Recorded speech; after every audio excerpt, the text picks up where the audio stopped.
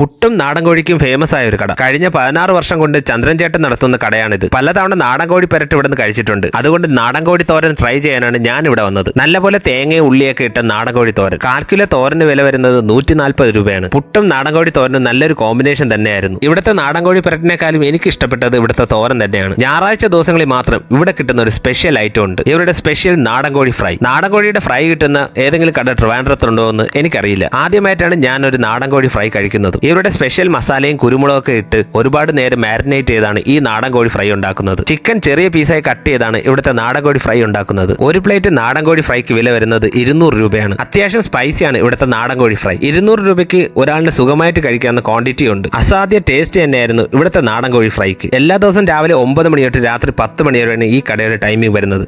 എന്നാൽ നാടൻ കോഴി ഫ്രൈ സൺഡേ മാത്രമേ കിട്ടുള്ളൂ. ട്രിവാൻഡ്രം കുളത്തൂര് TSC ഹോസ്പിറ്റലിനടുത്താണ് ഹോട്ടൽ ശ്രീഗുരു. ഞായറാഴ്ച ഉച്ചയ്ക്ക് 12 മണി മുതൽ ഈ ഫ്രൈ ഇവിടെ കിട്ടും.